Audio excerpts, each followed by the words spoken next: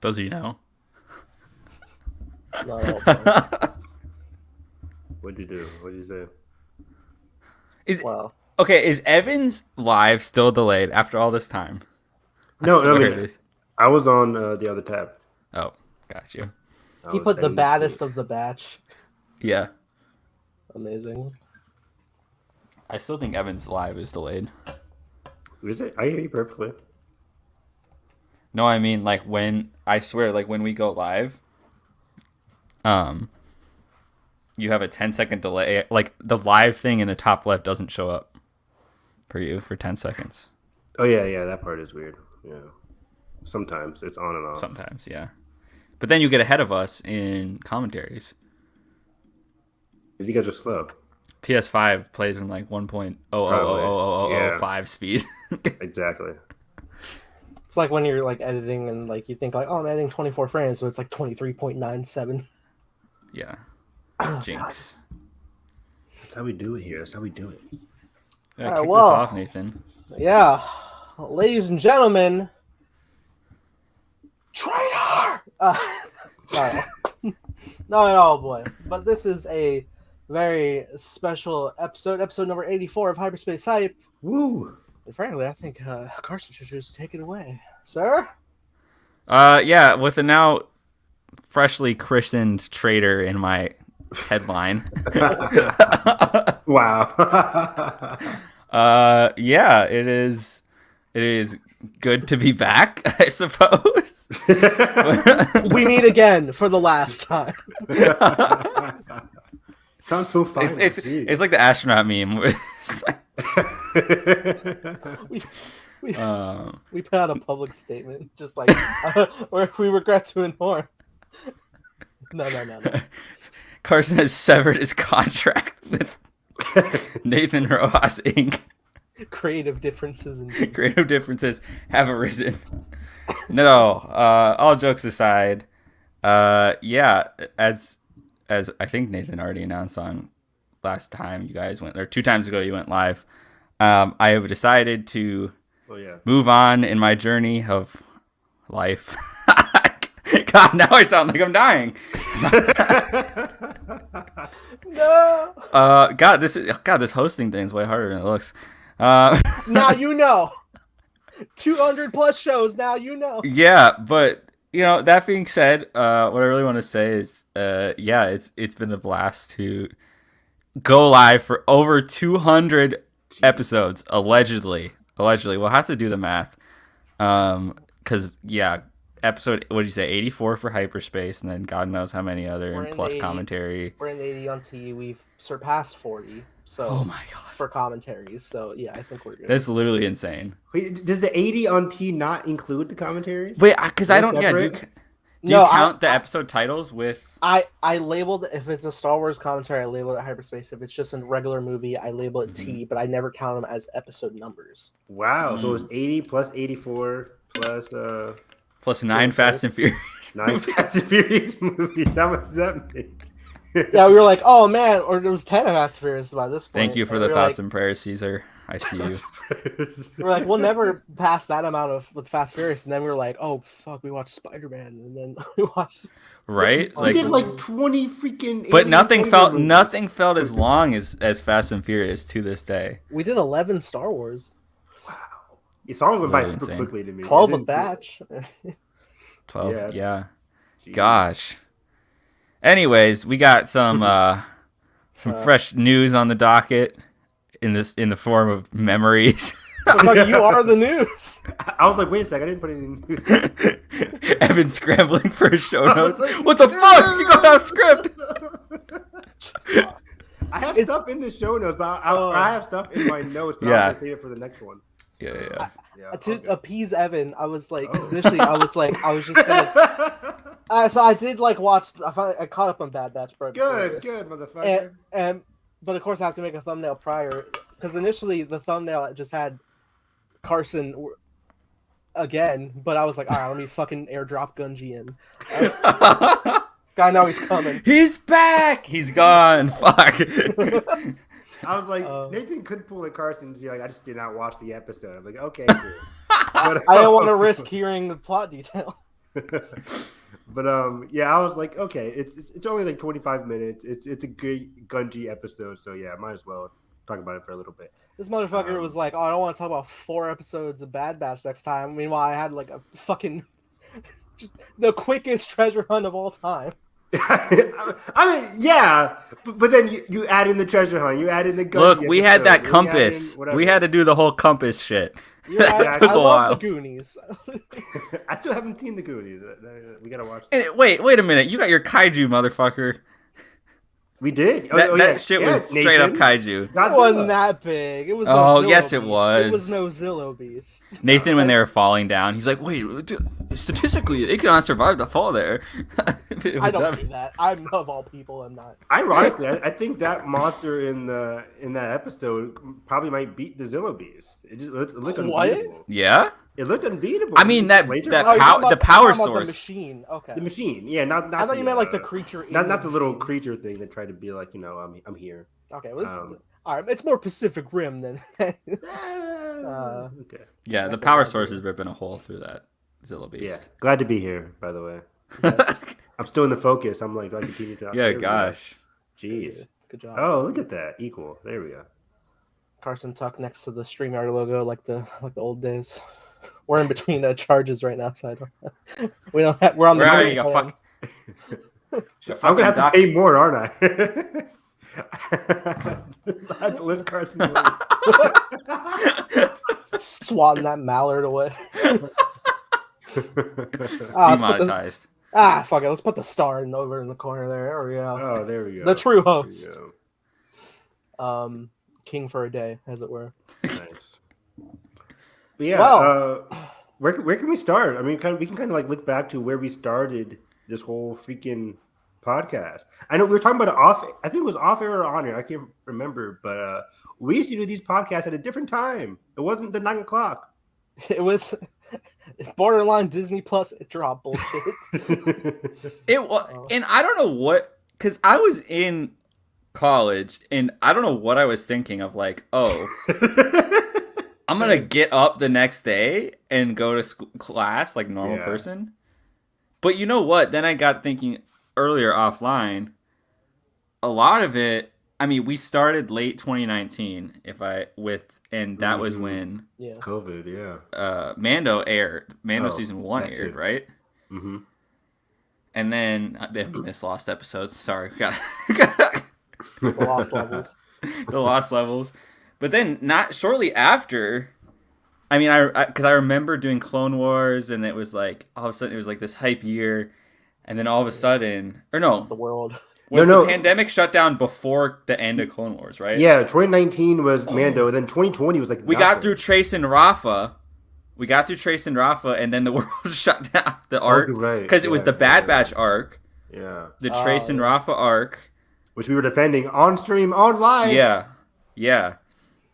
And then it was Siege of Mandalore. Yeah, whatever it's called. You're right.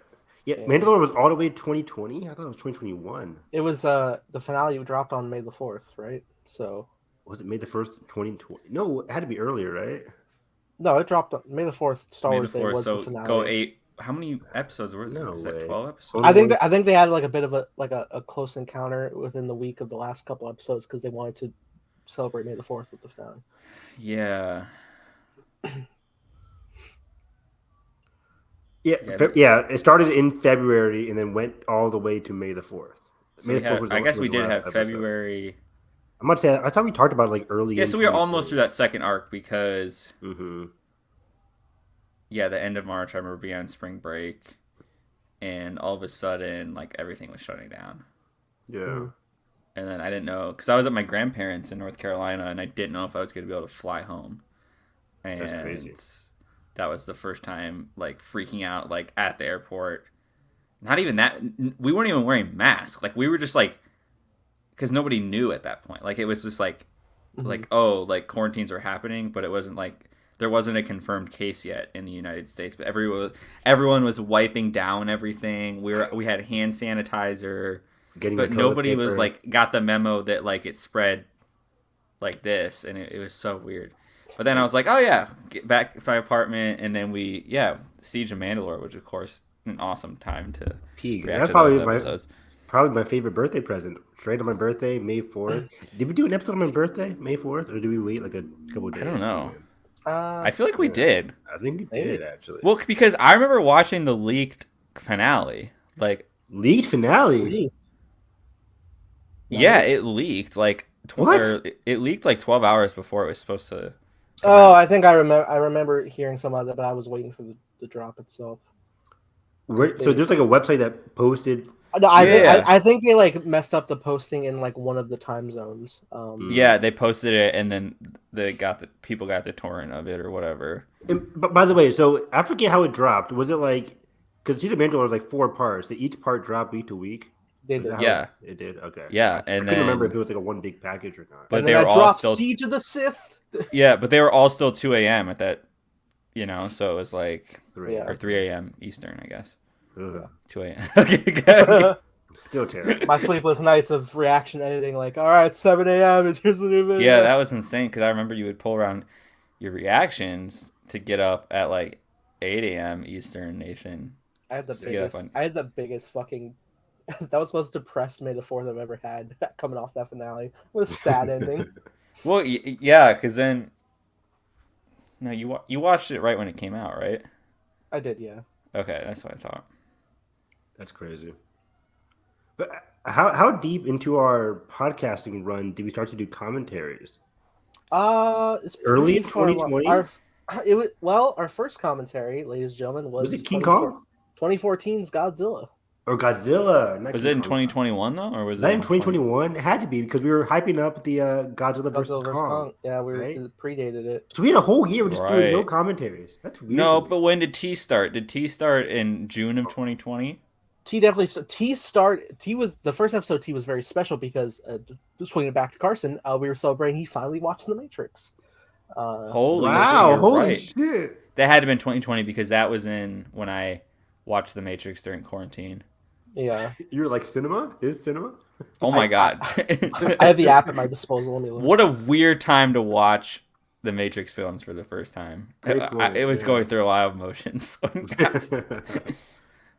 But yeah, and then I remember specifically when we named it, and then my cup of tea because of did we review? We did the Five Bloods. The Five Bloods. That was our first episode. Yeah, the Five Bloods. Because I still remember the thumbnail to this day. Yeah, Nathan peaked with his thumbnail. Nathan peaked. Yeah. Yeah, with my fucking feathering effect, like one straight line feather effect. Not cutting through with like an iPad with a nah. Which there's got to be a better way. To this day, I'm spending hours on it and going like erasing edges around things. Like, get a program, clip it out. How long do you usually spend? Because this one came up really quickly, right? This thumbnail. Well, yeah. Luckily, I already have these pre-saved assets of us cut out from past commentary images. Mine looked new. I was like, when was I doing that on our thumbnail today? I was like, what commentary was that from? I wonder. Godzilla. Was it Godzilla? It was. No. I'm sorry. No, it was for Spider-Man 1 in Green Goblin shit. Oh. Deliver us. I did find episode 1 of Hyperspace, or My Cup of Tea, of which the label is blue, like Hyperspace, so that's different. That was June 17th, 2020. Nathan judging his own branding decisions. Juneteenth. It's a different time. That's crazy. Same room, but it was a different man. Wait. Oh, God. Was episode 5, then where we had a fuckload of stuff, and then the stream dropped, so it was a 2-part stream of episode 5. That's funny. Right. For Hyperspace or T? For T. That was like the news broke and Nia DaCosta took over Captain Marvel 2. Oh, yeah. And that Mulan will stream for premium costs on Disney Plus. I went to your channel on desktop, Nathan, and because you know how it has the live tab, and if I scroll that, it only goes back to episode 8 of Hyperspace for some reason. It must. It must still tag the first 7 episodes as videos. Well, we never streamed them. We pre-recorded. We never streamed them. Okay, that's what I was. Wait, we pre-recorded the first seven? Yeah, remember? I spent forever editing together the first episode and rendering it, and then putting that out. I think. Whoa. And then, that's why they're lost. I thought it was like the first like 2 or 3. I didn't know we did 7 episodes before we did StreamYard. Well, yeah, it was almost a season of Mando, technically. Yeah. That's when we were like talking at the same time. Then we like went on like fucking episode 2 of T just being, oh, it's Michael Keaton's back in the Flash. Oh no. That's so funny. That's even crazy. Just like looking at some of these new, like I'm seeing the trajectory of like getting news about Andor and like the show, like, oh, here's Mon Mothma and the thumbnail. That's wild. We had a whole journey leading up to Andor. Episode 11, we found out Jonathan Majors is Kang. Oh no! The start of Evan's nightmares from me. Episode 14, Jamie Foxx returns as Electro. Holy shit! Here's the first like live action Ezra rumor, and the Thrawn in the background. It's probably us just ranting. It's like how stupid it is. But no. Was it us ranting? Because this is prior to Mando season 2. But I think I still would have been ranting. Actually. Oh my gosh! I'll never forget movie theaters reopening. Yeah. Seeing Tenet. I'll never forget our emergency broadcast, episode 20 of T. Yeah. HBO Max 2021 slate, all theatrical. Oh, yeah. That was such a big, crazy day. We were all like active. We were just like, do we hop on now? Are we doing it now? We're here. Nathan's Spider-Man speedrun that's 5 minutes because it wouldn't. I have like 4 because they kept dropping. Carson was hanging followed by like a week later. Your name review, tipsy. No way. Oh, great episode of Nathan. How'd this become about me? Going through it. Okay, our first commentary, we streamed March 11, 2021 for Godzilla. Man. That's crazy. Sheesh. Godzilla, what a movie it started off with. That was a fun one. I'm gonna count my commentaries. And then it got progressively like not great with Skull Island, and then Godzilla 2, which Carson's iconic, like this mother sucks. Terrible, just judging mothers across the world. She was horrible, man. Yeah, she's not great. Wasn't that Vera Farmiga? Oh man, poor Vera Farmiga. Wasted. Mando season 2 Grindelwald recast. What? We do a Grindelwald recap? recast when Mads got cast. I remember us doing a recap on Grindelwald. Jordan, this is when Nope got announced, but we didn't know what it was. Oh my god, we followed Nope's journey on our stream. Oh no. Oh no. What? Oh my god. Hold on. I'm counting how many commentaries we've done. Okay, yeah. I don't want you to lose count. But our early Hyperspace hype days were crazy. God, you're not gonna believe the number. Oh. It can't be let me guess. Commentaries, I would have to say 65. I'm pretty sure I just counted 86. 86. Oh!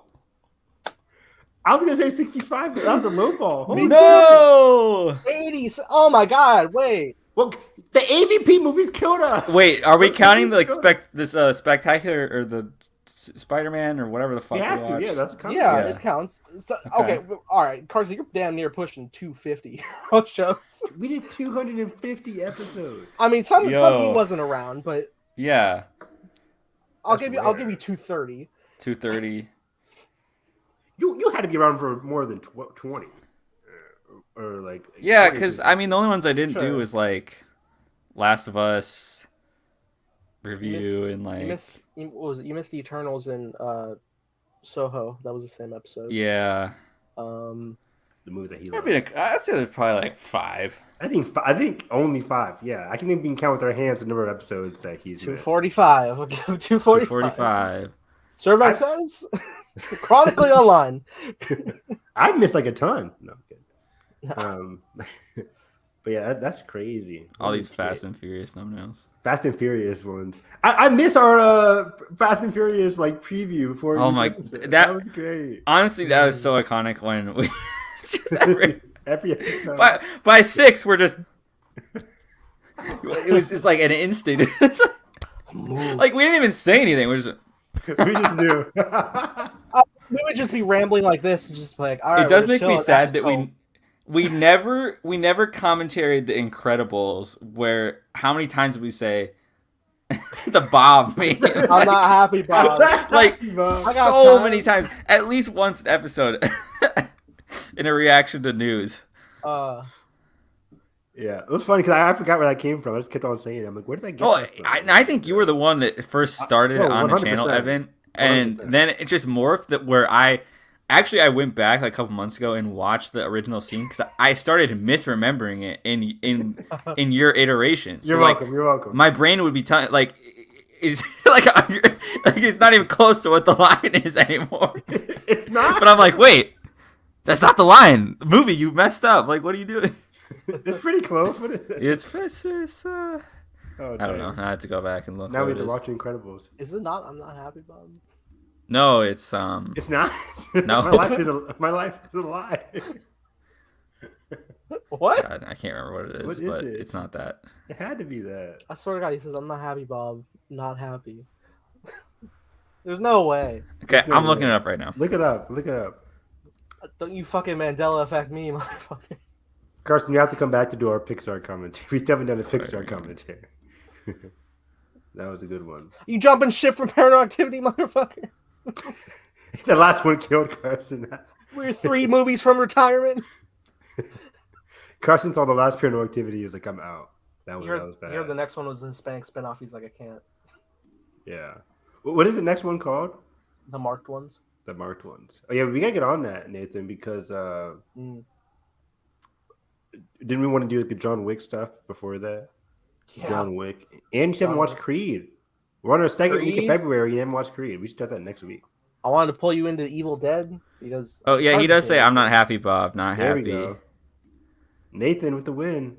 But here's what I was thinking, because in my head, it started going, "I'm not okay, Bob." Oh. We're not okay. That's a different movie. Because we started, I don't know what it was. I don't know when we started changing it, but it was something of like, probably Tross or like, I'm not okay, Bob. I'm not like, no more Ben Solo. I'm not okay, Bob. Probably some shit like that. I'm still. Did we ever do like a plain old Tross review? Holy shit! Let me look. I don't think we ever did. Surely. Because we've talked about it a lot in this Hyperspace hype run. But I don't think we ever did like a. We commentaried it, correct? We commentaried it, yeah. Did we ever review it? I don't think, because it came out like a couple weeks after we started the podcast. True. Like, we did our it was in episode. tandem with like the penultimate of Mando. Star Wars Exactly. Vision I know we talked review. Mando, but I don't know if we ever did like, hey, this is what we thought of Trust. Maybe because I was still in mourning. I was still in my recovery period. Wait, was this before? So WandaVision was. That's 2021, right? No, it's January 2020. WandaVision couldn't have been 2020, was it? 2021 first It had to month. be. It had to be, yeah. Because 2020 was like a dry year for Disney Plus. They had Star Wars and Clone Wars, and then that was pretty much it. Dune trailer breakdown. Where's the Dune trailer? Dune should go to the Super Bowl. They won't, but They won't. They don't need to. they're going to show the You Flash. won't? The Flash is going to be the Super Bowl, presumably. I don't know. God, where is this? See, I can't keep track because it just says like 2 years ago, and I'm like, where are we? Yeah, 2020 just wasn't a year. I guess. Um, I'm so dumb because we started. episode 1, The Mandalorian, Disney Plus, and Rise of Skywalker. November 20th, so it's not out yet. Excuse me. Surely we reviewed it then. No, Rise of Skywalker came out in 2019. Yeah. He said November though. Nathan said November. Oh, November. Why are we talking about November it? We 2019. have our episode 4 was streamed December 14th, 2019, with Rise of Skywalker's topic. Yeah, that's when we did it, episode 4. Okay. We also talked about Episode 4, but Oh, Hyperspace. of Hyperspace, and then we also talked about the gunslinger But- episode of Mando. two in the misses. But what was the gunslinger? Is that episode 5 or whatever? So episode 4 and 5, those weren't in. Those are the lost episodes, is what you're saying. Did I just rename them? Maybe we re-recorded them and they never went out. See, now I'm. So where'd you find? Did you find that on YouTube? What are you looking at right now? Yeah. So it's on YouTube. Our review of what? That's crazy to me. Okay. Excuse me? I thought you said we did 7 episodes and then we went on YouTube. Oh, here we go. No, hold on. Here we go. Hyperspace Heist episode 1, episode 2. We got episode 1, 2, 3, 4, and then it drops off, and we jump to 8. Yeah, okay. yeah. I thought we were missing way more. I see. I told you guys, like, you guys said 7 episodes. I was like, 7 without you. Like, that doesn't seem right to me. Maybe it's because the gap picks up at 8. So 1, 2, 3, 4, and then our 4th one was our Rise of Skywalker. Why the fuck is it just Claude in the thumbnail?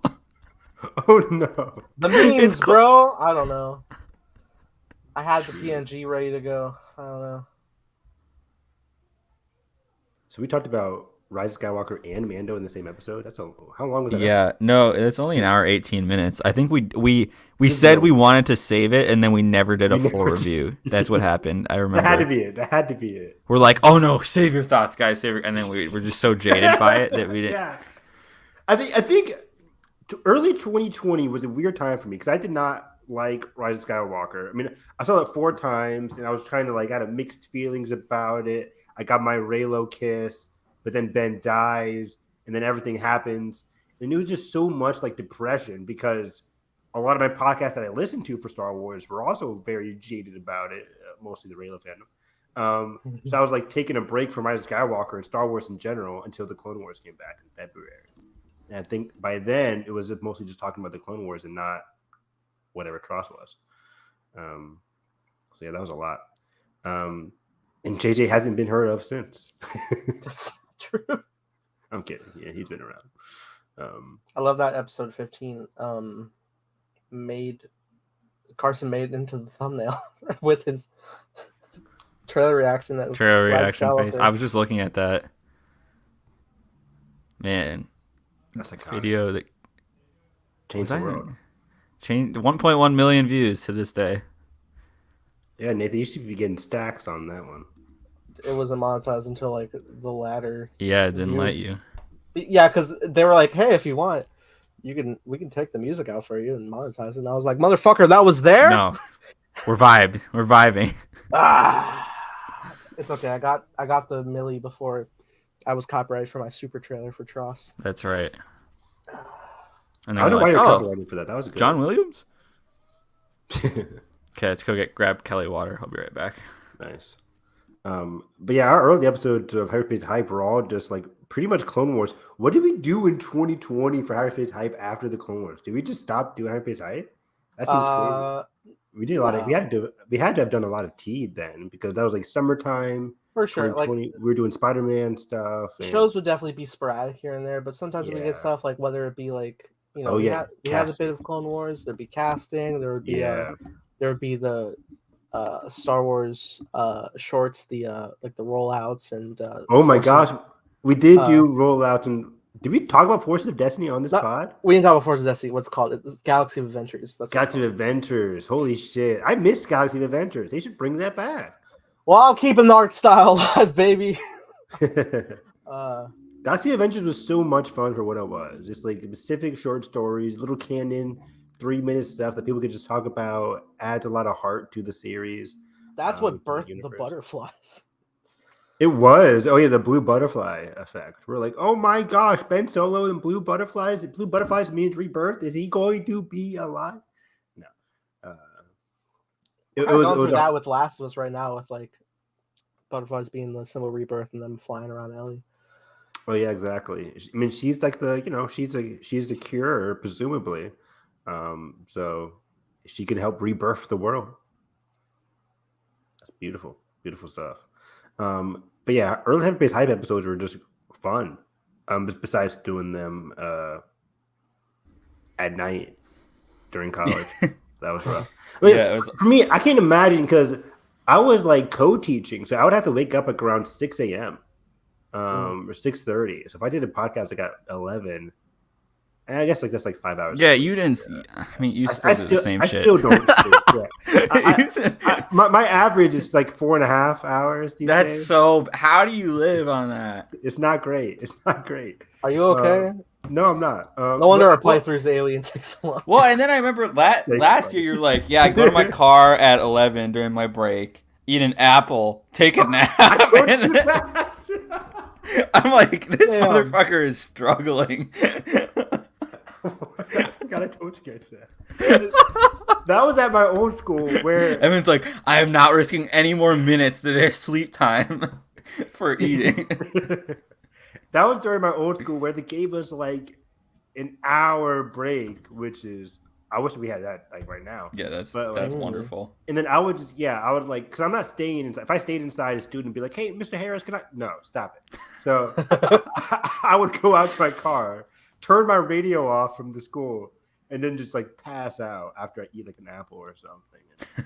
And it was great. But then I would be like shit out of luck during the winter time because I'm not going out there during the cold like snow. So I'd have to stay inside and take my nap inside. But then students kept coming in.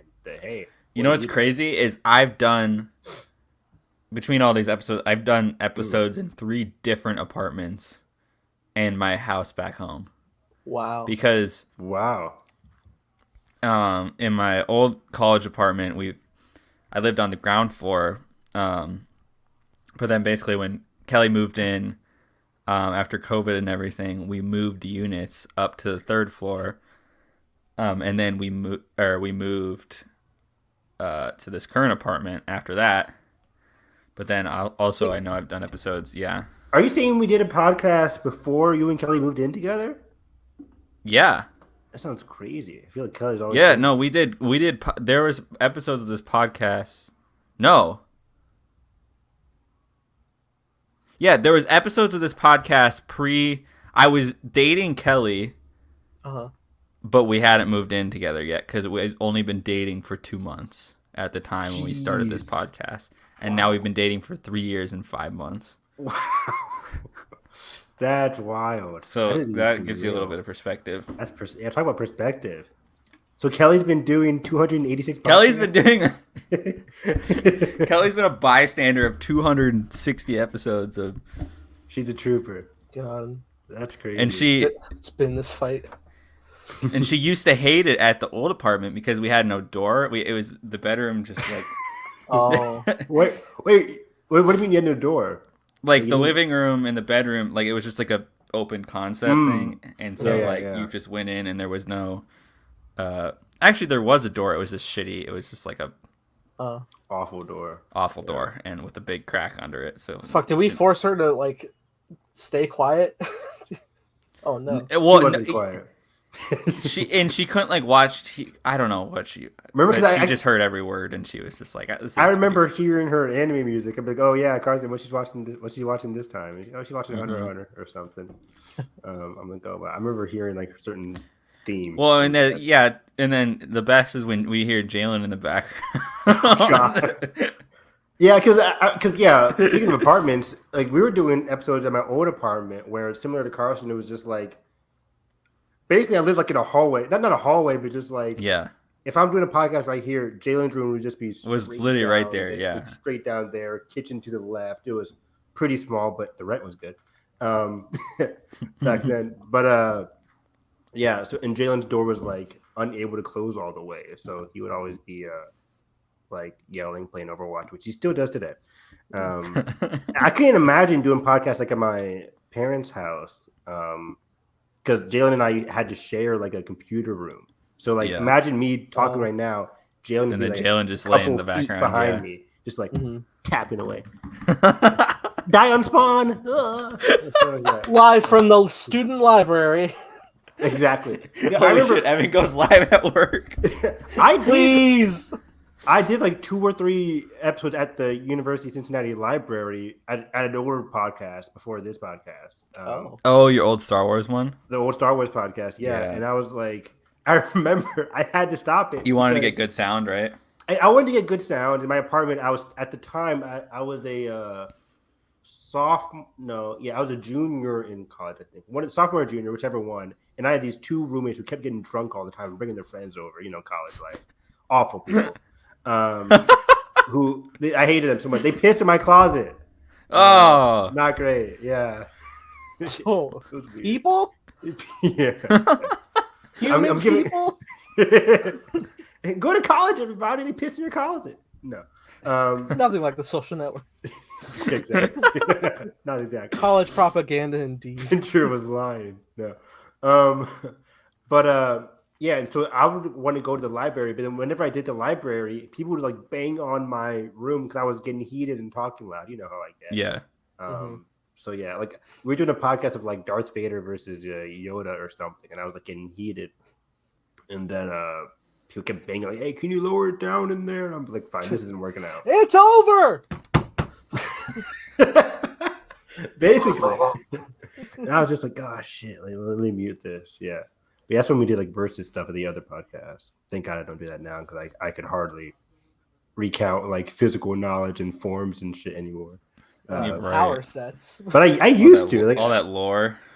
I used to be good in terms of like versus like, oh, could Luke Skywalker defeat Darth Maul? And I'm like, oh, that's a fun fight. But now I'm just jaded. Like I do stuff. I do stuff like that for Naruto, but now I can't do it. I can't really do it for Star Wars. But I think all of Luke Skywalker versus Maul thing. I think Luke Skywalker wins barely. But there was a small stint where we would do small segments at the end of the show when I think that would help pad out our lockdown runtime. Would be like, oh, favorite Rey moment, Luke or Vader moment. Oh wow, yeah, I remember those. Yeah, we did like top 10, like what Rey. I saw the John Boyega when John Boyega was out for protests. Like we did like a whole dedicated Finn episode, I think, Finn segment about Finn moments and. Just general sentiment towards everything that was going on at the time. We never brought that back. Yeah, that's a good point. We did a game once where we were like, let's play a scavenger hunt game. Here's the topic. Go on Google Image. 10 minutes of dead air live. That was fun. It was. That was really fun. I love that. We need to be more. Go back and watch that. We need to have these. That'd be fun to do. Have that prompt prior show up with your stuff. That was kind of a rough landing. It's fine. Yeah, it was fun though. We never did that many games. We should have found like a Star Wars Jeopardy game or Star Wars like quiz game or something fun. And just like play it. Because I know Mr. Sunday Movies does that sometimes where it's just like, oh, this random game on the internet. Let's see how much we actually know. Okay, I was just thinking about something else. Like, okay, so we had, like, Ben as, like, a consistent viewer. Like, was there anybody else pre-Ben that you guys can think of? I swear there was somebody. There was somebody. Ben, I feel like he's been there forever. I feel like Ben was the Genesis. I want to ask Ben how long he's been subscribed to the channel. Yeah. I feel bad because, like, but I mean, also, like, where have they been? Traitor? No, I'm kidding. Ben appreciate your viewership. Ben was here in our last episode, wasn't he, Nathan? He was. What was he was like? All right, yeah, I guess spoil for The Last of Us. Yeah, no, I think he spoiled him for episode 3, I think. Do you think he's actually getting spoiled, or is it just a running gag at this point? Probably running gag. I don't know. Yeah, but he watches so much anime that I'm like, I believe that he does not have time for anything else. Yeah, he can't. I don't know how Jalen does it. He's watching like 12 anime this season. I'm like, insane. I started with like 6. I'm like down to 4. I refuse to watch anime. I'm just not having a fun time with. I'm like, I cannot waste my time in this era. Most recent anime I watched only half, and it was the wrong half. Gosh, Edgerunners. Go back. It's so good. Wait, I know. Remember Cyberpunk Edgerunners? He started the second. Cyberpunk. I didn't start it. They started it. And you left Arcane hanging, so you are 0 for 2. You're right. Is that an anime? No, not really. But it's not from Japan. It doesn't. I'm constantly bewildered by Nathan's. How do I describe it? My fall off air. No, I'm horrible at watching TV. Yeah, I am dead awful. But somehow Nathan finds like the little pinpoint shows that just get us right on the nerves because he knows that we're excited about it, and he'll start. I'm bewildered. Like, how do you use your time? What is Nathan's? He's writing a show. daily rhythm. Time Blazer, that is very true. That is very true. Take Thank an you, Creative hour of your Consultant. day to watch 2 episodes of something. 3 episodes of something. Share the load, motherfucker. Be my Samwise so I can. Learn to animate, bitch. Like, Jalen So, and all right, I will watch the anime if you help make the anime. That's how it works. Like Jalen and I came home today, watched like 2 episodes, and then took a nap. Like we come home, watch TV, take a nap. And that's our life. And then we're gonna watch Poker Face after this. We gotta space it out in the Poker beginning Face of the is day, on my list. end of the day. It's funny because like I'll watch something like whenever I'm eating, but then it's like if it's an important show like that, I don't want to like look down. Look down, look up. Yeah. I hate that because like that. Yeah, like I come home and I'm like eating waffles like this. Like I never want to look away from the screen. And it's the worst is when Kelly and I will try to watch something sub and like try to read the subtitle. Can you pause it and go back? And that's what I'm saying. My spaghetti. You guys are so normies. You gotta learn Japanese to get the flow. You gotta learn, you gotta learn to read quicker. I think.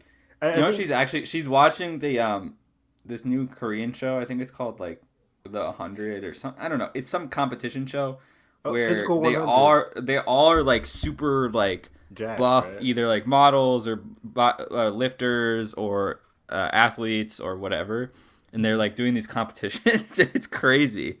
Like the one that I watched when we were eating dinner was there's the choice between 2 different rings, and the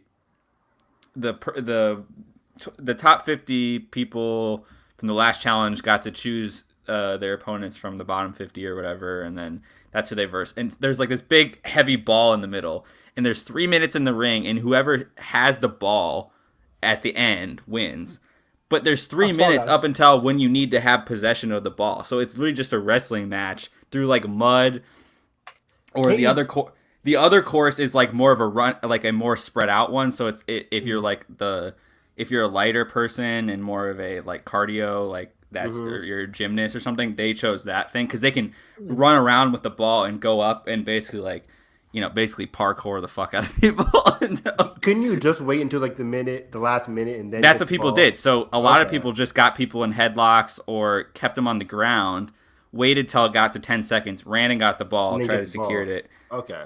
But it was interesting because I would do automatically. Yeah. Like if I say like, whoever touches the ball at the end wins, I'm like, I'll just wait till the last. But it was interesting because the top 50, they could have selected people from the bottom 50. But some of them didn't because of their ego. They're like, I gotta face somebody that is like I hate that shit, the same size as me, or like, I'm not gonna choose the person I know that I'm gonna beat, like that type of thing. So it was interesting to watch.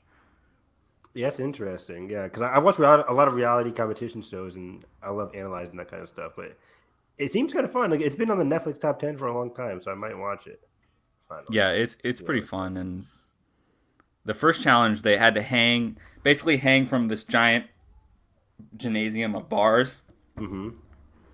So you could hang the longest. You only could use your arms, so you couldn't use your legs or anything. But this gymnast guy and this like ex-army guy made it 15 minutes hanging up on this thing. And it was when most of the competition fell off maybe around 10 minutes at the max. Because like you start shaking. Like at some point, like... Yeah, you can only hold on for so long. I feel like I would hang on for a very long time though. I don't weigh that much. Yeah. I mean, that's fun. That was a tangent, but fun show. How long are these episodes? 45 minutes? Yeah, I think 45. Nice. Yeah, I might watch that. I watched this awful South Korean movie the other day. Terrible. I know we're not my cup of tea. Oh, is that from like the Train to Busan director or whatever? And you're like, it's gonna be. It was awful. Really? Bad. It's like bad writing or what? Everything. Bad writing, direction, acting, characters, flimsy storyline. I'm like, because I'm all for cheesy sci-fi movies, especially in South Korea, but it's like, this was just awful beyond comprehension. Like, they didn't leave this facility for like the whole movie, and the whole movie was like about like a revolution, a rebellion, and nothing happened until like the last 5 minutes, and even then it was boring. I hated it in my experience. It was my first like 1-star review of the year. I've only seen like 7 movies this year, new movies. But I was awake this morning, still awake. Did you see? Nice. I saw Knock at the Cabin. I haven't seen it yet. Yesterday. Not yet. Oh, I can't wait to talk about it. I'm seeing it this weekend. Yeah, it's. I think you're going to like it more than Old because it's more of akin to something like a Signs or where like it's that. more spiritual and emotional instead of like, ooh, here's the plot unraveling. Sounds like Signs. Old was just bad. No. Yeah, I I'm disagree, excited. but I think Carson, this is you're leaving me in the hands Old hate, let it ride. of Old hater. Yeah, Oh no. let it thrive. I was up early this morning and I watched for the first time American Psycho. Oh Wanted wow, to check it out. what'd you think? I didn't expect, man. I was like, in my brain, I knew Jared Leto was gonna die by an axe, and I thought that was the climax, and I thought it was gonna be like the big Oh no, kill. I didn't know it was just like I didn't know that was like the start of the movie, Right, the and things off. that it was gonna be like a mass descent, and then have an ending that actually made me go, "Oh fuck, wait, was this real? Was it? I don't know." I didn't know it was that kind of movie. Damn. it's fun. What year was that? Early 2000s Bale? 2000. Oh, just 2000. Okay. I thought it was 90s as well. Motherfucker is 27 in that movie. What? No way! You're lying to me. Like his character says I'm 27. I'm like, are you though? And I looked it up. He's fucking 27. I'm gonna be so Christian Bale's Bale age was in American Psycho. Bale was 27. In the year 2000. In the year 3000. So he is how old now? Well, plus Is he 22. 50? 27 plus 50? 22. Pushing 50? Pushing 50? Yeah. Guys, it's 27 plus 22. You know I'm no good at math, Mr. Harris. 49. There we go. So yeah, he's about to be 50. About to be 50. On track with the contest though. Yeah. Carson saying goodbye. That's not me kicking him off. I just mean like, Yeah, what the? I mean like the memories. Bring back the memories. Thanks for the memory. Looking at these posters from Celebration this year or last year. Oh yeah, let's talk about that for a minute. Holes in Celebration. them. So we've been to two celebrations. Yeah. The first one was pre-podcast. It was Chicago First pre-podcast? one was pre-podcast because that was April 2019. April 2019. And then our next one was last year in where did we go last year? LA? Yeah. Anaheim. Yeah. That's crazy. So yeah, we did one celebration together. We were going to do another this year, but you guys ditched out. Are you going? No, it's funny. Sean asked me like, "Do you still want my ticket?" I'm like, it's so weird. I'm so conflicted because I can afford to go, but I don't want to go. Like, I feel like I'll just have like a bad time. Like, I'll just be there. Like, to me, it's such a tough sell because I don't want to be in Europe and not do anything but a convention. Like, if I'm already going to be there, you know what I mean? Like, I don't want I almost don't want my first Europe trip to be a convention because I feel like that defeats the point. I love what we did in Anaheim where we got a couple days early, and so it was less convention stress, and that we could like hang around the area. Because I know I'd be stressed, and because I'd be in a different country, and then also with the convention stuff on top of that. Of course, it would still be a blast. Like I want to go. I'd be scared about like currency, the conversion to euro. I mean, everything's digital nowadays, though. So like, for sure, it would just do it in your bank account. But yeah. Oh really? For the most part, I mean, obviously some things would cash on me. Yeah. But yeah, I'm always conflicted because like I feel like this one could be a good one in terms of like movie news. Finally, Acolyte stuff, the High Republic panel that's going to happen there. Yeah. Phase 3 panel. I'm like, oh my god, that sounds so exciting. And movie news, which for the first time in forever. Yeah, first time in forever. He did it.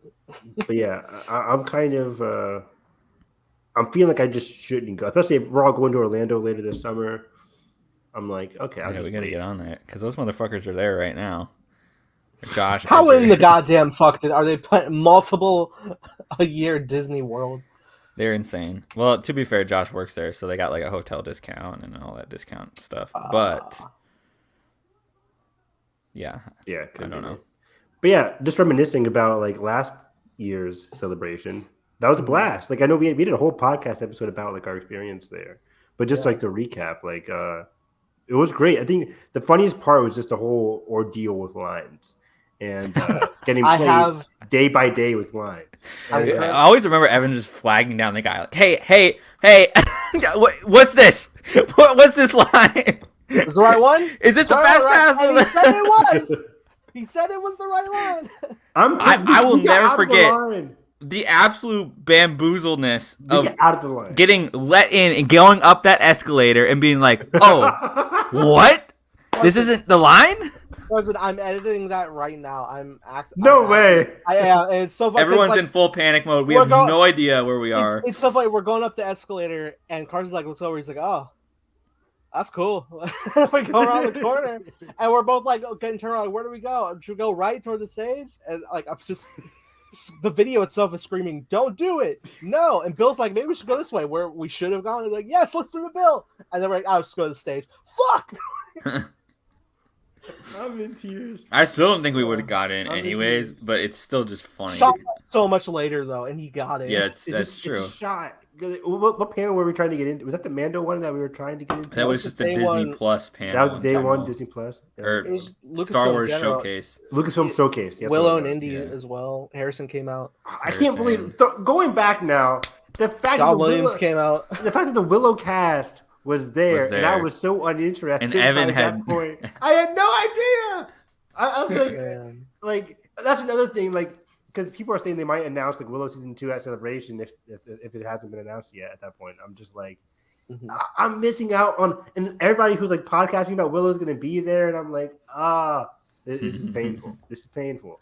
What's funny is like in the vlog after we finally sit outside of some doors that we could have got into for a streaming room on the second or third floor. That was so depressing. We're all sitting against the wall, and of course I'm going to film the Andor reaction, and it's the funniest shit because we're just like, is it up? Did they post it? And Evan's like, I got YouTube notifications. I'm ready. And Carson's trying to find it. And I'm like, is it on Twitter? And he's like, yeah. Shitty fucking compression. Why did we watch the Twitter compression? And we're all watching it. And Carson's chilling. He's got his mask up. I'm there with the side profile. Evan's head, back of his head is right here. I was like, And so I was just like, all right, let me make an abridged fucking lapse of this. And it's the most.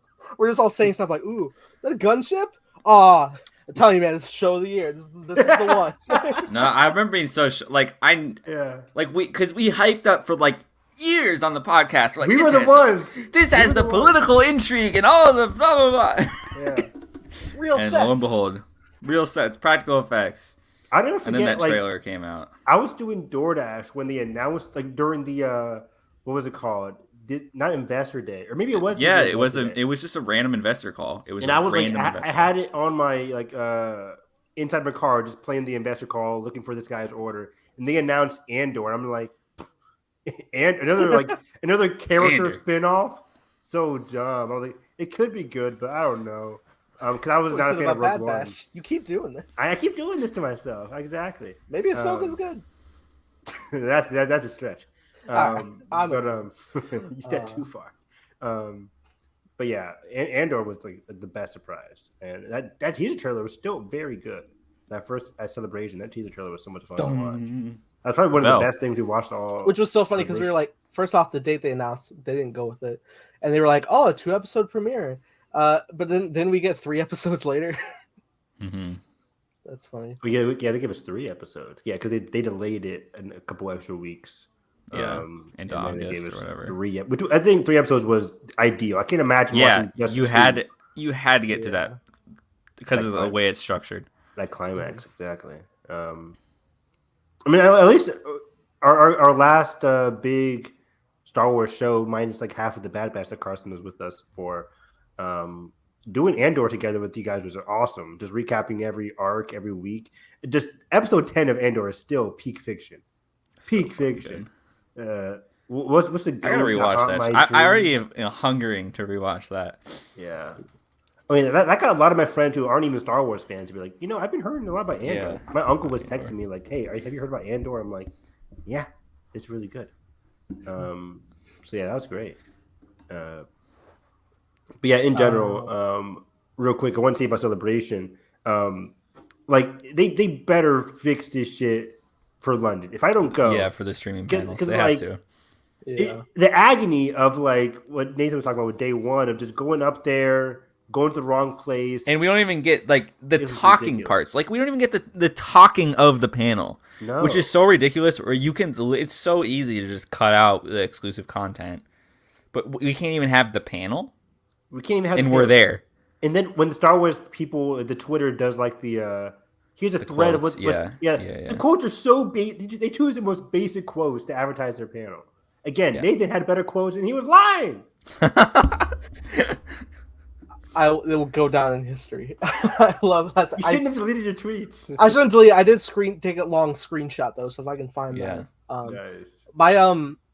The funniest thing, it's in the vlog. When we're all at the stage and like nothing, no shit's going on, and then fucking cam actor comes out, the man's back, and he's just like hyping up the crowd. Oh, and he's just walking around like, I got Star Wars stress balls. And I was like, woo! And I'm watching the video, I'm just like, oh my god, we're sheep. We're so dumb. Yeah, we got played so hard. Like, I don't know if I feel bad for the people at the Star Wars show stage, but they had to keep such a positive attitude when they had the nerve to tell us, oh yeah, we go live in an hour from now.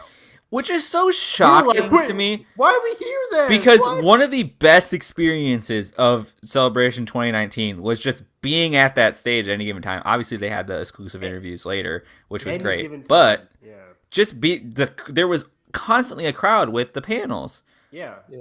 Because they would show everything in 2019. They were showing like, every panel was on that like big square, that big screen square screen. Yeah.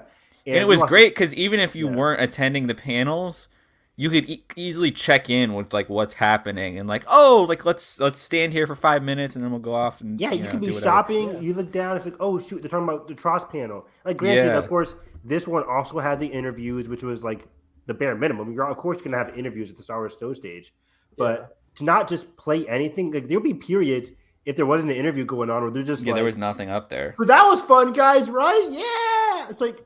No, we didn't see it. So what was fun? We missed it. Roll the Andor trailer again. And then after the Mando panel, it's like, here's Filoni and Favreau.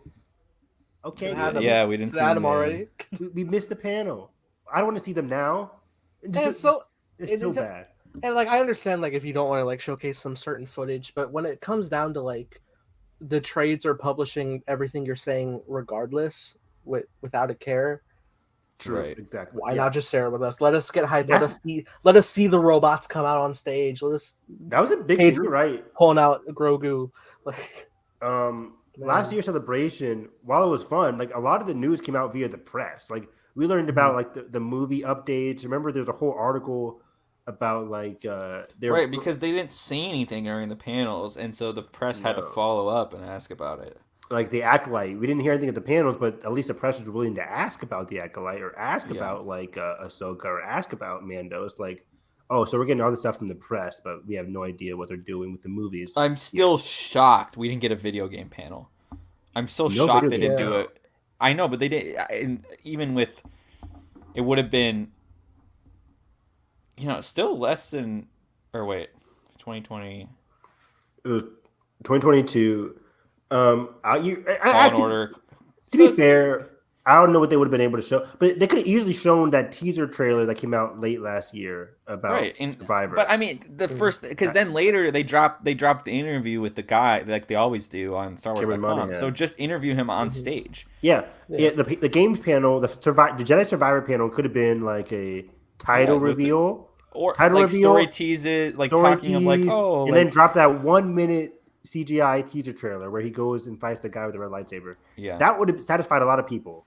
100%. It would have been less than because when did that first teaser come out? Was that not till like October or something? I think it was October. Was it with the Game Awards? When's the Game Awards? Was it that late? Or maybe that was the second. Maybe that was like the bigger look. Was the Game Awards? Right. That had to be the bigger look. Yeah, Jedi Survival, the bigger trailer, teaser. See here, May 27th. So come on. Are you kidding? May 27th. That's not that far off. That's only like a month. Wait, yeah, they dropped it. That's right. They dropped it week. during Celebration. That was during. You're right. They did. Yeah, no. But there was nothing like happening to like indicate it. It just dropped. Yeah, May 27th. I was like, wait a second, connecting the dots. Like that was during. It just dropped. It just dropped like in the middle when everybody was tweeting about Star Wars stuff. That they just it just got lost in the Celebration shuffle. But like, have a dedicated panel, at least 30-minute panel about Survivor. Because that panel in 2019 for lit. It was awesome. Like we got but that was because they had a gameplay to show too, which was crazy. Like, but still, the best part of that was the story trailer. Got a poster. Got Xbox code. Seeing the developers and Cameron Monaghan talk about like their that's the best part. That was the reveal of Cameron Monaghan being attached to that. I didn't know he was going to be there. That was all those rumors, and then he finally showed up. Right. I'm sitting in the crowd like the Joker from Gotham. Like everybody watched Gotham. Garbage ass. Yeah.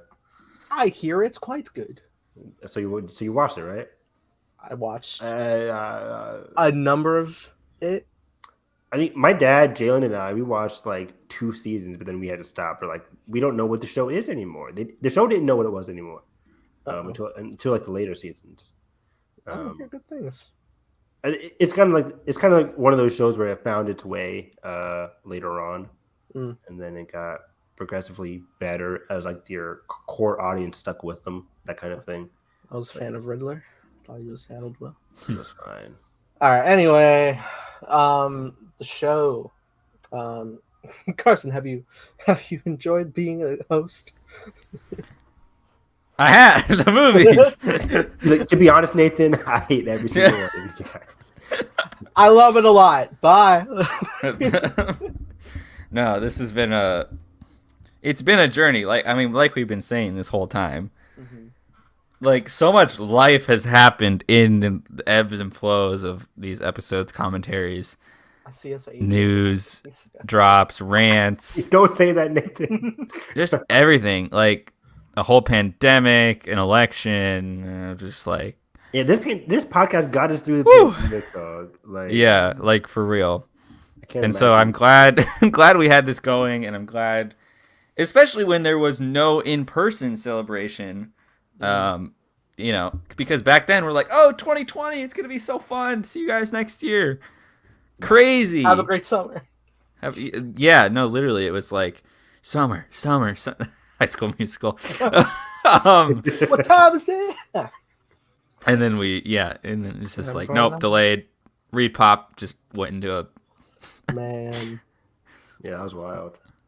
But was the lottery system better? We won the lottery of a good, fun podcast, Nathan. That's all that matters. Bingo. Nice circle. We won the bad batch, and I still understand. We were ready. We had 3 days of experience under our belt. We were there. How are we on the edge? I still don't know what happened. They can explain it to me 20 times, and I will never understand how we messed that up. We were there when everybody else was there. And we got there, and there were people already inside. I was like, something happened. Something happened with the redemption codes. I don't know what, but something happened where people just could get in. There was no way, because we were early, and then we had to wait, and we kept on waiting. We were hella early. And then it was like 5 minutes until it started. Then they let us in, and then it was super crowded. I'm like, we were in front of the line. Every day we woke up to attempt this, and every day we tend to leave the hotel like an hour or an hour and a half prior, and I really should have just registered in my brain like it's not enough. If you want to you got to get early, even if you have a reservation. But it wasn't the case. But I think we were so not jaded, but just so rusty because that wasn't the case in 2019. And also, next time I'm not entering the lottery as a group. We're all doing it individually because somehow that fucked us over. I know. Yeah, because we all put our names down in like a group of 9 or whatever, and I swear that messed it up. Yeah, because didn't that make it like an all or nothing? So. Yeah. So I think that put down the chances and the probability. Yeah, because I feel like it probably is better to go individual because they need to like fill the seats if there is like number of groups. Oh boy. But we're going next year, hopefully, when it comes back in the U.S. for sure, right? Where will it be? I think it'll be Orlando next time. Throw the I would guess Orlando or LA again or Chicago. Michigan. It's one of those three. So random. Midwest, West, or East. Kansas, baby. You really only got like a couple options. I mean, there's a lot of cities in the U.S., but they aren't going to go to like. But given their history, they've only gone to 3: Chicago, LA, and Orlando. Wasn't it in like India? You know, I saw it was in Indianapolis one year. Like that would be great. That'd be cool if it was there. That's a 2-hour drive for me. Oh, let's go. There we go. I'll pick you guys up along the way. Yeah. That'd be great. You'll wake up early for the panels. Drive all the way. But yeah, I love driving to Chicago. No plane ticket. That was great. Man, I didn't have to pay nearly as much. Oh, that is what you did in 2019, isn't it? I just drove there. 5-hour drive to Chicago. Meanwhile, Carson getting delayed flight, and he's like, "I guess I'll stay for Phantom Menace." Oh, and that was scary too because I almost missed my flight on the way there, and then I got to the airport just in the nick of time, and then they're like a part like flew off the plane, so we're gonna have to delay. And I'm like, I'm good. I've seen this Final Destination before. Change planes, please, and it was fine, but it was like, okay. Oh, Evan, no. The Final Destination. I just caught you. The Final Destination. And I think it was like something. It was like something to do with the landing gear, and I'm like, that is the worst thing for me to break because there can be no worse impact than landing and one of those wheels being broken, and then just like yeah. Is that what happens in plane, Evan? Because at least if the engine is, at least if the engine's blown out, I'm like, okay, we got wings, we can glide through the sky. That's happened. That happened in Plane. They glided into a group of pirates. Heavy glide.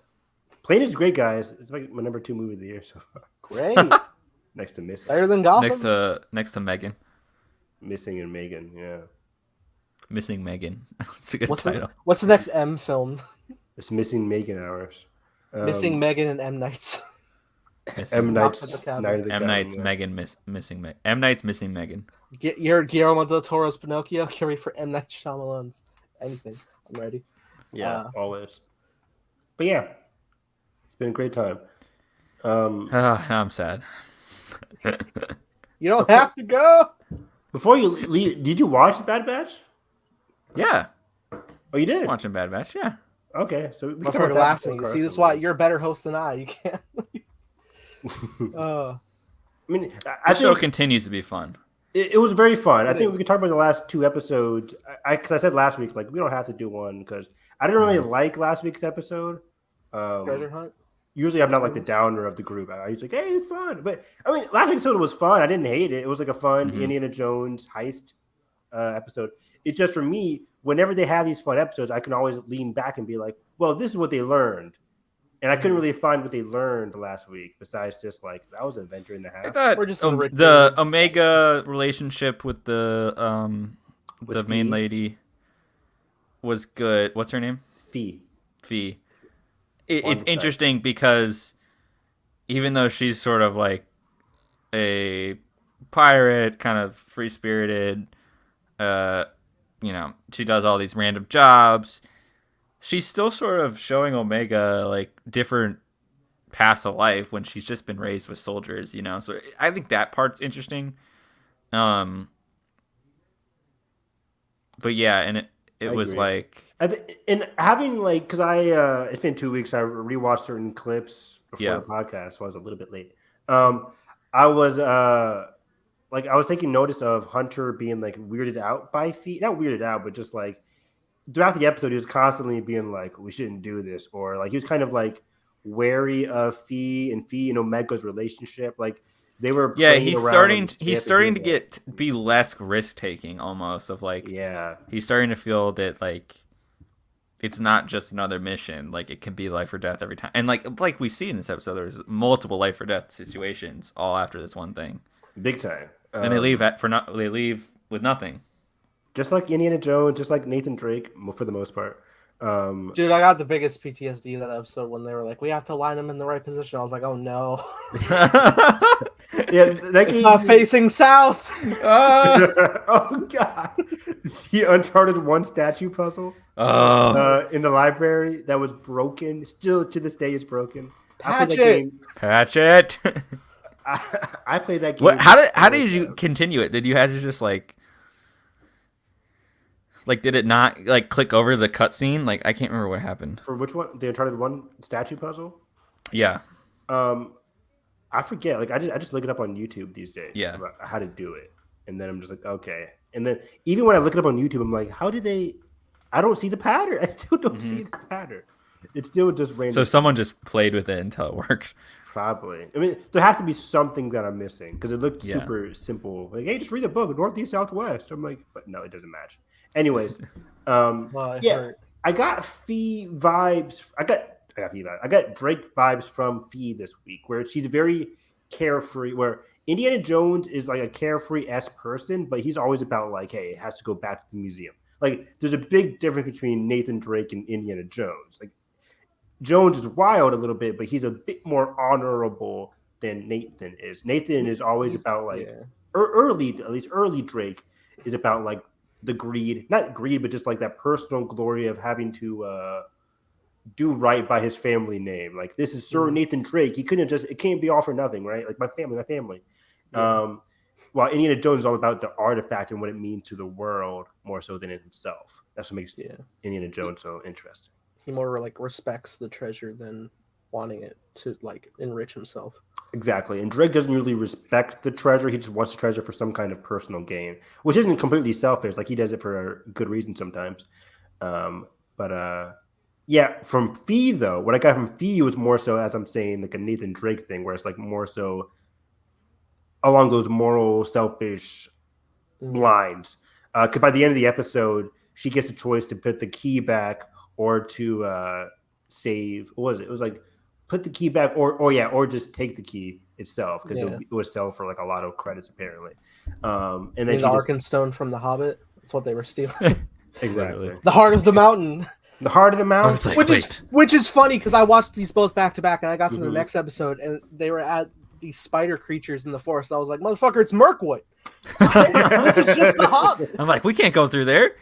It's specifically Desolation of Snow. It's all connected. But yeah, like the first episode, the Entombed.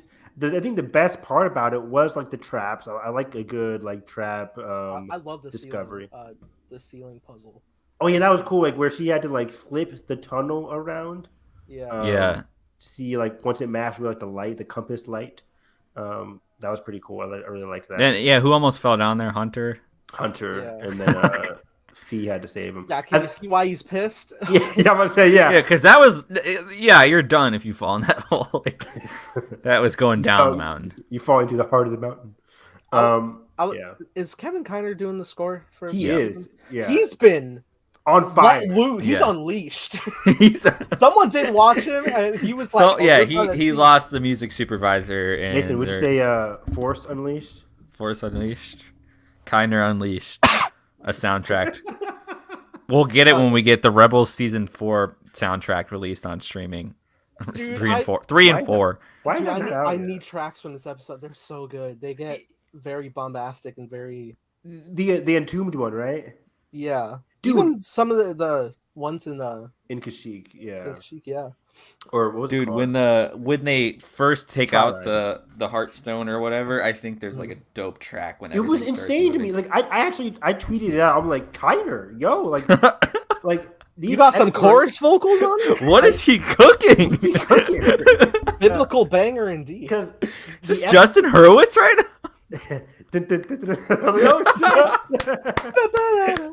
Babylon is so good, y'all. Yeah, the score is hype. The movie itself is fine.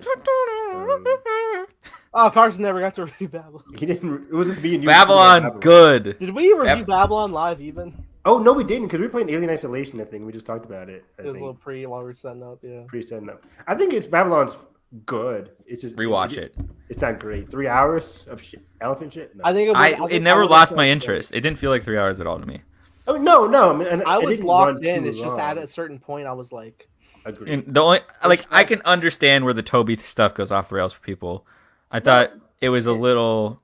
I think whatever, but I was Nathan. Where I was locked in. I just think thematically, certain things got a lot of screen time and were well written. Other things sped by a bit too fast for me. Was I telling you, Evan? It was like, oh, I'm enjoying this. So we got like 3 core main characters, and then suddenly we got a DLC before main character with the Sammy. Yeah, I think like the black guy's character was written decently well, but his arc is kind of like brushed aside more so for the. It just kind of I need another. Kind of stopped. I was like, where was this supposed to go? But I think the heart of the movie is Calva and Margot Robbie's relationship, which is just super strong. Which I love. I love that stuff. Even Brad Pitt was really good in the movie. His arc was pretty. I mean, he gets the theme of the movie with his scene with. The filmmaking. Not to be like the filmmaking, but the filmmaking, the whole sequence where he has to bring the camera back. Oh, it's so good. Before sunset, and then like I was so satisfied when they got. That whole and then it's intercut with Margot Robbie's single tear, and then she's becoming a star in that moment while Brad Pitt's doing that scene, and it's like the passing of the torch and the sunlight's hitting just right. The sunset, golden hour. Yeah, I love that. I love when they're doing like the first like talkie production on the soundstage. And holy shit! Yeah, that whole sequence. Vocal. That that was great. Just him going off. Oh the fuck's next? Yeah, there's a lot of sequences. It's just incredible stuff. Yeah, it doesn't lose me by the end, but it does seal the deal at the end with the ending scene. I love that. That's a lovely ending scene. The Avatar 2 reference. No, I'm kidding. Let's go! I can't believe I watched Avatar immediately after the same day, like right after that. You were ahead of all of us. And I watched The Whale before Babylon, so it was a full day. A lot of tears. It's a lot of emotions. That's a lot of thematic parallels. The whale's in Avatar, the Avatar references in Babylon, full circle. Let's get the delta, the triangle. It all combines. Illuminati confirmed. National treasure, baby. Where were we? The Bad Batch episode of Babylon. And I think Entombed. Oh yeah, I was gonna get onto it. The vibe is great, the music's great, but let's talk about that monster creature, Zepho. Hello. Right? It feels like. Hey, Kelly. It feels like it. That was big time Zeph, because like what she does is the whole episode she's saying like there's this heart of the mountain. It goes for a great price, kind of like this device. Or I don't even know if she said device. It was just like some kind of key. I think she said. I think I have the word here. While they're exploring, she says like let me look here. It came from Skella Null, which predates the Jedi. The compass points to Skella Null, so ancient that it predates the Jedi. If she's right, though, because we don't know how reliable of a narrator she was. She was kind of wrong sometimes. But yeah, it was interesting. It was like prehistoric, but like it's almost like we don't know I don't know. It's obviously like Kyber crystal vibes, but then like. But like before that, and then they like it seems like they learned their lesson and built this thing, and then they had to like, I mean, they say as much as like they turned it off because it was they turned it off, kept a. So do you guys think the monster was like a guardian for the key, or just a random monster from the mountain? Well, ultimately, I think it is the device that ended up destroying the planet as a whole. It did, yeah. This got me like Malachor vibes, right? Where like it was an instant in Trial of the Apprentice where the Jedi and the Sith are going at each other to create this device that just like ends up destroying Malachor and everybody involved, both the Jedi and the Sith. Like nobody wins here. And I think for the Zepho, well, it could be the Zepho for people that don't know, just coming in like, what's the Zepho? But the Zepho hostile? No, but they were an ancient species that was getting tracked down by I forget her name now, but so-and-so's master in Jedi Fallen Order, the PS4 video game.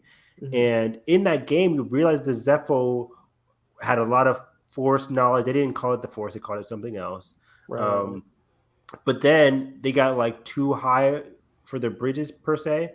And they kind of like imploded amongst themselves. And that's why nobody's ever really heard of them, because like they kind of took themselves out of the history books in a sense. Then it's up to Cal to retrace that master's legacy by looking up what the Zepho did and the secrets to defeating. But anyways, I love the idea of this, like, I mean, basically predating older High Republic era as well. Yeah, exactly. Going all the way back to like a time where like nobody even knows. Like, I mean, maybe they do. It's just we're in a mystery like of something that like we don't know what it is, but it piques your intrigue, and it does make me want to know more. Like Star Wars Explained, you got anything on this? Because I'm curious. It does. I mean, it does make me interested in terms of like Omega, like seeing that much destruction of like obviously is she seeing like that and like what happens to groups of people when they account so much power and so much, you know, wealth of resources and different things, like what happens when these groups do stuff like that and to their own detriment. And so it's like an interesting arc of history type thing, and as the Empire is building up more and more stuff, like obviously leading to like Death Star and all of that, it is interesting from that perspective. Yeah, it gives me lace to the land. Yeah, it gives me the same intrigue of like the beginning of The Thing, where like there's clearly a UFO frozen in the ice, and it's like what prompted it to be traveling and get here? But your main focus is the creature itself and the threat. Yeah. It's the dog. Yeah. Right. Shoot the dog. But yeah, that's a good point, Carl. I didn't really took that. Like, and I also just thought of another point, like the whole like I think it's interesting that like you brought up Hunter earlier, of like he's becoming more wary of their own way of life almost, because they're having to do all these, you know, jobs, but they're now sort of seeing the consequences of being like in the cracks of things and trying to be like apolitical and not really fighting the Empire and having to do these things and realizing that their actions do have consequences and they can almost die during these jobs.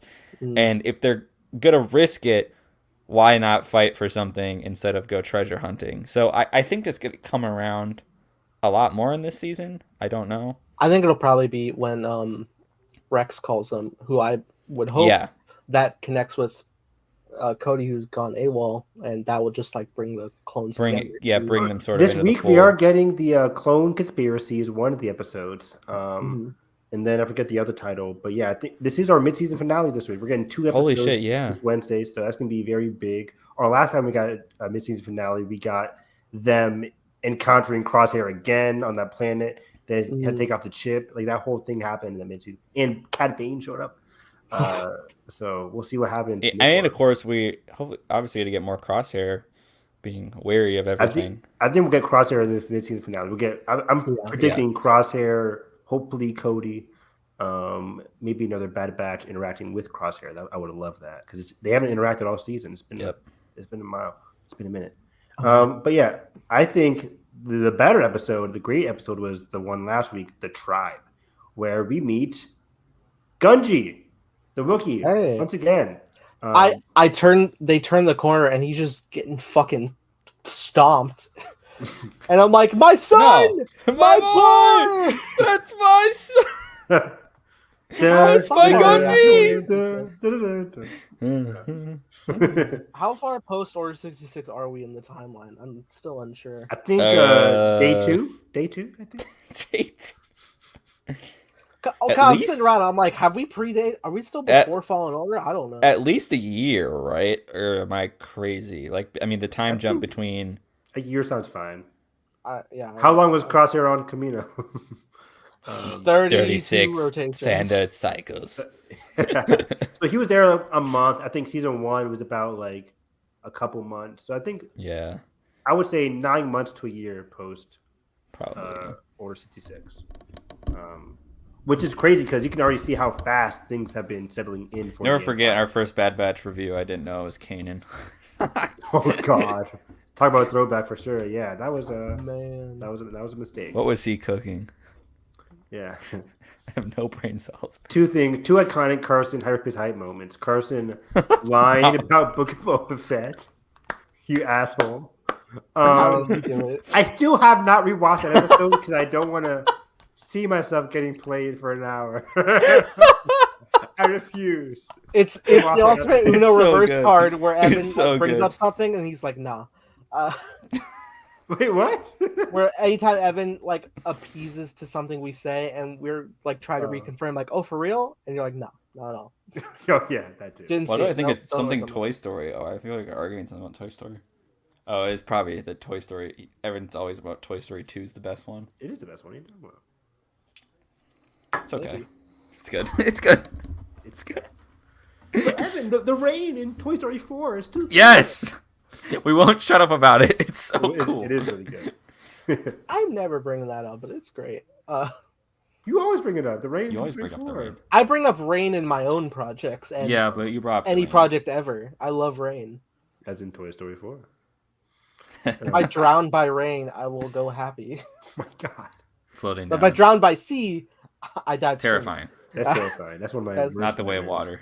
Not No. the way of water. No. It's so funny how the way of water kind of like took away my fear of the sea, despite the fucking shark. It That made shit me, was like, so more scary in appeased. 3D when it kept like crumbling through the coral.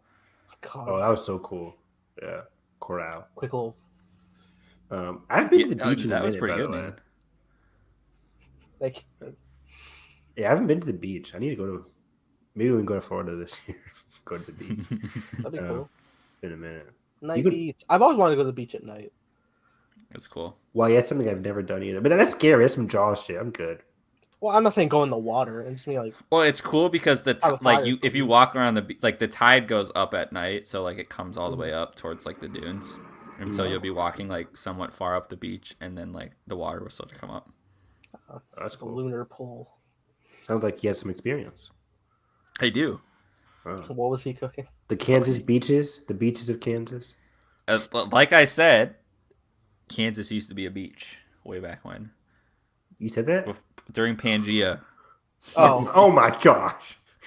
I was like, motherfucker, how much of the country did we lose? Yeah, I was like, wait, what are you talking? I was like, it's No, my iPhone. Aren't you No, in the middle? there was an inland river of like seawater or something. I gotta look it up. I saw it at a science museum. I'm sure you did. So technically, it made parts of Kansas a beach. Wow. And now you're just Kansas. Now we're just Kansas. Going to the Super Bowl. Are you? Are they? Who's going? What? Do we know who's going yet? Yeah, Yeah. it's like the Pennsylvania. Eagles and the Yeah. Pedro Pascal was wearing his Chiefs jersey on Saturday Night Live for a skit. Exactly. Have you guys watched the skits, man? They're so funny. I saw the Yeah. Mario one. I saw the movie one. There was, like, we watched a lot of the show because I have stupid Peacock now because of Poker Face that I still don't watch. Anyways, so we watched some of it live. Some of them were not funny at all, and some of them were so funny.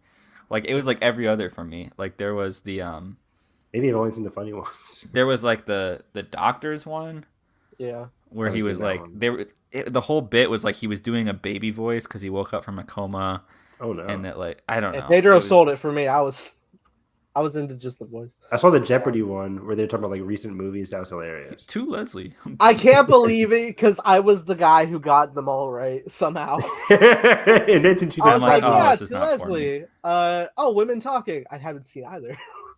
but I haven't seen any of those like Apple TV streaming. I was like, what? I the hell? did not yeah, know okay, Nicole those I Kidman lost, was in yeah. the. Nicole Kidman was in a TV series last year. She's always on HBO Max, but Apple? I was like, okay. I love how they were like, name 3 movies in the last 5 years.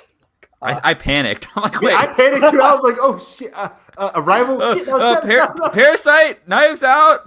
I said in my brain Last Jedi, and I was like, oh fuck, we just overlapped 5 years, so would it even count? Shit. It said 3 years. So I was like, let me just think of movies from 2022. Yeah, I'm just like After Sun, Top Gun Maverick, Top Avatar: Gun, Way of Water. Everything Everywhere, Empire Light. Which is Never funny in the saw skit, it. 'cause it Empire was like, this funny skit. Can you think of any others? Nope. He won.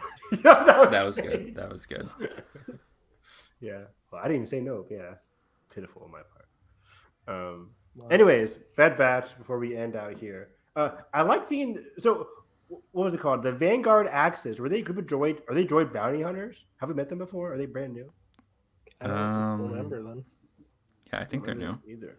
But that's really cool. It kind of reminded me of like the droid group. I don't know if they're bad. Like the droid, not smuggling, but like the bad droid group that exists during the original trilogy period. You know, in hindsight, looking at their domed heads, it does feel very like L3. Yeah, that's what I was just gonna, because you were saying group, and I was thinking of, I don't know why I was thinking of the bar in Solo with all those droids like around. Let me look it up. Droid group. But yeah, it was very interesting. Like I guess like they like found Jedi, or they found Gungi. Gungi died. Sorry. How dare you? Yeah, How dare you stand where he stood? You're standing where I stand. Fuck. I didn't ask to be here. I didn't ask for Severus to kill me. But anyways, so yeah, they find Gungi hidden inside like the ship, inside like this terminal area. And it was just really cool seeing the lightsabers for the first time because we haven't seen a lightsaber in this I know. show I was like, since the Kanan not Kanan episode. It was Kanan, goddamn. Who came back in Tails? Did you see him there? no. Oh yeah, he missed him there too. I forgot. He was chilling in the background. Look, he was on like a fucking bleachers in the background. I'm like, I don't know this. It was weird. He was just, like, watching it was such a small room. God damn it. Yeah. I was like, damn, upgrade this shit. And y'all got funds to like make this look better. Freddie didn't do any voice. He's done. They didn't have any vocal. They're cheap, yeah. Oh man. But yeah, it was cool seeing Gungi again after the iconic Padawan arc in the Clone Wars. It's been so long. You think George watched this episode? Of course. No, he doesn't. Not at all. Come on. What's the Bad Batch? No. He gets him sent to his house, probably. Probably. Motherfucker who brought us the VHS droid arc definitely is into this. Oh yeah, for sure. But yeah, it gets really good when like they get Gungi onto the ship. They don't really know what to do with him, but Gungi's kind of like afraid of the Bad Batch. I kind of like that dynamic where obviously he's going to be afraid because. Yeah, like, are you guys saviors or like? You're, I mean, to me, like you're not. Like we're not on good terms with you guys right now. Exactly. Yeah. He just slaughters the Bad Batch. Like, oh my god! Created by Dave Filoni. It's the Gungi Omega's shaking in blood. No, holy in shit. Blood. We're not cauterizing wounds no more. Hunter. No. Tick. No. No. Rekka. She's not Australian, right? Oh, like, isn't she like New Zealand? Yeah, I think New Zealand. You guys are going to hell for that. Don't leave me here. That's terrible. Nate. No. Naughty Dog Star Wars. Me purposely jumping off the buildings in Uncharted.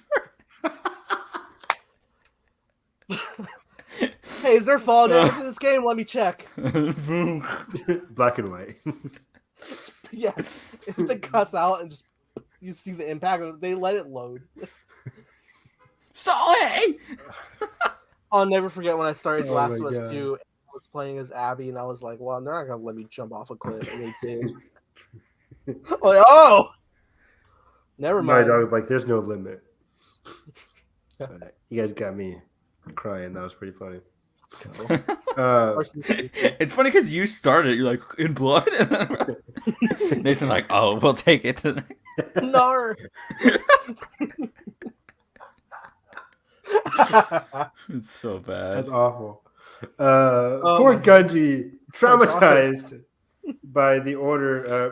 And yeah, he's to any viewers out there, he's not committing murder. No, he's great. He's a good, kind Jedi. He's a good boy. But I kind of, again, I like it because it's kind of he's kind of questioning the Bad Batch, where they're like, we lost him. We broke him. I'm back. Ladies and gentlemen, we got him. But it's like they have to question themselves, like, what are we? Are we people that are really to save Gungi or Gungi, no! No! I had it for 5 seconds. Wait, the Carson said Hunter. No. Fucking crossbow against the lights. It was so good. The batch dying is just the canon now. We changed it up. We changed the canon. That's why they're on the OT. Yeah. Oh man. Oh god, that's killing me. Okay. Put this in the edit. No. Woo! So, god damn it. Break us through. They Ah. they go to Kashyyyk because they're like, you know what? He wants, or like I think Echo or one of them can understand Shriwook. Is it Omega? One of them can. Hunter. Okay. His Shuriwook's a little rusty. They're like, but I think he wants to go home. But they say he's never been home. He's never been. Well, because he's a Padawan, he got taken from Kashyyyk when he was very young. Well, and also Kashyyyk is enslaved at this point, right? Yeah. And when Gungi does get back, he only has like certain fragments of dreams that he's had. Dream. Very Obi-Wan in the Kenobi show, remembering his family. And I was like, why did Dooku get to go home and when he was a youngling? Yeah, that was pre awful Jedi Council. Yeah, they were like, yeah, sure, go to Sereno. Sure. Yeah. What changed? It didn't work out for them. It didn't at all. Not at all. What changed their ways to be like to get stricter? Dooku. Dooku? All right. Dooku. No, I think I think they were wary of it. They were like, you shouldn't really keep talking about your family, Dooku. But Dooku kept pleading for them. So then when they had a mission, they were like, you know what? You might as well go with them because you know the area kind of thing. So they allowed him to do it. Along the way, of course, he meets his older family. And they're like, oh, you're a count. Oh, shit. It started, whatever. Everybody read Dooku, Jedi had lost. Start the audiobook. But so yeah, Omega immediately connects with Gungi during this whole mission. They get to Kashyyyk because that's what they want to do. They want to deliver him back to his family. And they meet these creatures called Kinrath. I have it right down here. Kinrath are like these spider creatures, which are really cool. And immediately, as all monsters are in Star Wars, it's like there's always a better way than just killing these random monsters. Yeah. Nature versus nurture, bitch. Hello, Return of the Jedi. So then Gungi takes control. He's like, let's not kill them. Let's find a more peaceful solution. And then Nathan's over there. Meanwhile, this is fucking Mirkwood. What the hell is this shit? Exactly. That's all right. I didn't. Hey. Where the fuck are the elves? Legolas, who's not in the story, where are you? But it was cool. I was kind of happy about them not killing off these random spider creatures because I'm always wary of the Bad Batch or any kind of characters in these Star Wars shows killing off random monsters because usually the monsters are innocent. Yeah, it reminded me, of course, of the iconic Ezra looking at the wolf for the first time, right? The wolves, or even those dark creatures in season 1, in that one abandoned hangar. Oh yeah. Ooh, yeah. What are those called? I forget what they were called, but it was just hey, these are dark creatures, but that Ezra communed with, oh, they're not that bad, and then he used them. Yeah, they're just defending their territory, or they're just scared, or whatever. There's always a reason, and in this case, it was they kind of were defending the nature of the trees, of the world itself, in a sense, which comes back in the end of the episode, which I really liked. But yeah, Gungi kind of takes charge. They make their way past the spiders, and they come across Commander Venomore, who is a Trandoshan, and these species are the asshole species, basically. Wow. What I like here that the Empire is basically using them. We come across Commander Venomore and these other Trandoshans with a Wookiee hostage, and they have the old Separatist tech. Because I was kind of confused. I was like, are the Trandoshans just using old Separatist tech? But then it's revealed that they're being used themselves by the Empire. Right. At first I'm like, is this some sort of Splinter Cell or what's going on here? Yeah. But it kind of goes along the lines of what the Empire has been doing, right? We see this a lot in the comics or in the other TV shows where big bad organizations, whether it's the Separatists or now the Empire, Separatists aren't bad, but you know what I mean. Where they're using these other worlds and their prejudices in a way that fuels their own agendas. They're just aligning the chess pieces just enough to tip over, and it sort of will take over the rest. Exactly, because I think they're Trandoshans already hate Wookiees, so them just going after Wookiees alone works out for the Trandoshans, and it works out for the Empire, who wants to clear off this world. And so they pull the whole, we have aligned interest. Exactly, we have aligned interest, and in exchange, you can get these old Separatist tech that we don't even use anymore. So they're giving the Trandoshans hand-me-downs of old tech that nobody even uses anymore. Trandoshan's don't really care because they just want to hunt Wookiees. It kind of reminds us of the earlier bill where they're just like asking people to volunteer to be part of the Empire now instead of using clones. Whatever's the easier route, the Empire is always going to go for it, basically. It's like, okay. Yeah, because then it becomes normal, and then it's like that's what the perception is. 100%. Like the Empire, there was a great quote. I think Star Wars Explains said it as much in this video. There's a great quote in the Hidden Empire where it's talking about like Hidden Empire comic book, where I think it was Kira or somebody says like the Empire loves having enemies. Like you always need a group of enemies just so you can use them to go after another group of enemies or another group of heroes. Like chaos breeds better chaos, and or the simple matter of like, oh, we have enemies, so that means we're doing something right. Exactly. Even though it's the opposite. Exactly. Chaos breeds like destabilization. And in this case for Kashyyyk, it's constantly going to be under attack. And they have a small victory here in this episode, but we know from Fallen Order that Kashyyyk gets attacked again later down the line. And then again during the original trilogy, post-original trilogy, like Kashyyyk is not a place that is peaceful for a very long time, unfortunately. But okay, they defeat the Trandoshans in a great action sequence, blah, blah, blah. Gungi makes his way to like the village, which I really liked. We come across, I don't have their name. Yana, the Wookiee leader named Yana, accepts the Bad Batch, and they commune with the forest and the nature. I really like this part where the Wookiees are communing by putting their hand against a tree. It was really cool when I was rewatching the episode how Gungi, who he established, hasn't really been there for a long time. He has figments in his imagination, in his memory, but he instinctively knows as he sees like the older Wookiees bowing their heads at the trees, communing with nature. He instinctively knows what to do, and Omega copies that later on in the episode, but just like vibing with him and connecting with Gungi on a personal level. And Gungi's the one that says, "Hey, the trees have an idea. The trees have an idea of how to defeat the incoming Trandoshans." Because I skipped over it, but the Trandoshans have been talking with the Empire, and they're like, "There's a Jedi on this world, and we'll give you a bigger pay cut, or we'll give you a bigger reward if you can give us the Jedi." So now the Trandoshans have a bigger agenda on their hands. Okay, and then we get a cool action sequence after this. Oh, I missed it earlier, but I liked how the Bad Batch had to put out the fire by using the dirt. Kind of in a sense, like healing the earth in a sense, like healing the earth wherever they go. Some Avatar stuff right here. It really is. We're at home tree. We're chilling.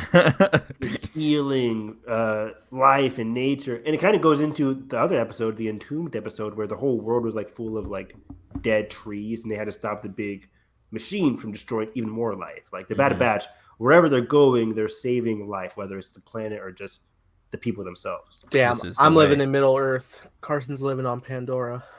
Exactly. You guys are... Evan is actually in Star Wars. Pandora Rat Brain. Lord of the Rings Rat Brain. Pandora Rat Brain.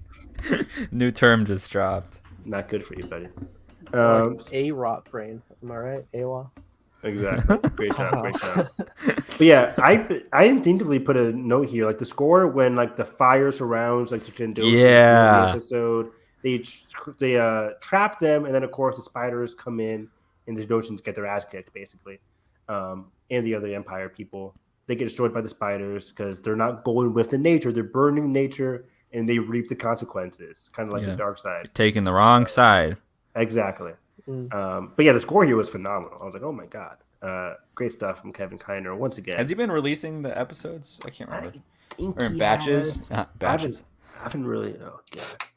I haven't really been keeping track. Yeah, we won't miss that one for sure. But then, at the end of the day, Omega communes with the tree to like communicate with Gungi and the other ones, which is really cool.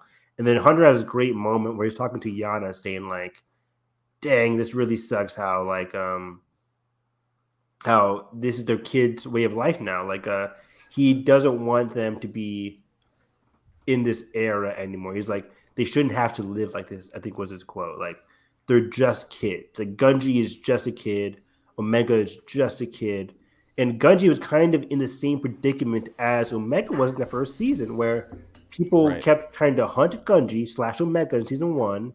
And all she wanted to do was go home to Kamino. But unfortunately for Kamino, that world gets taken away from her. Right. But luckily for Gunji, Omega's able to like save his homeworld in Kashyyyk for however long it is, because we know Kashyyyk gets like taken over or whatever, is chaos a lot. Still, it's like a good thing of like their innocence, being transformed into like act of kindness for those in similar situations, and I think bingo, exactly. That's their growth, and I think that was the genius of having Gunji and Omega in this episode, because similar to like when we had like the Hera and stuff last season, like it's just good.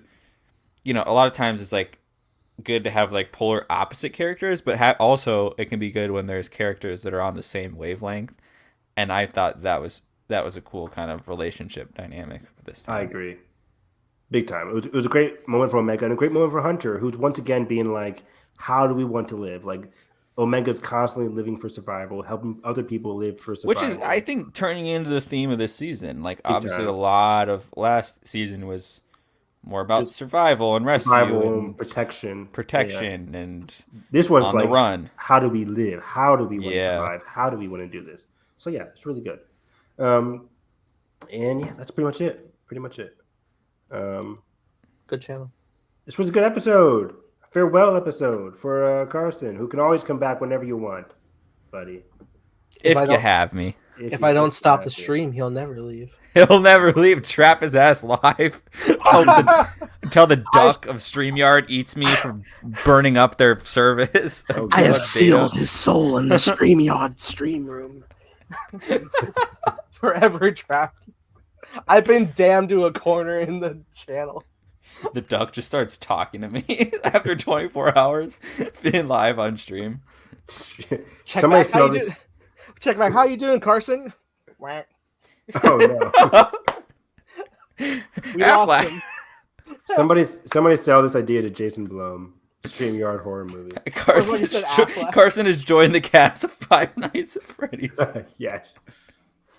I'm excited for that. And just conceptually, like I remember playing that game. Like I don't know how the heck it's gonna be a movie.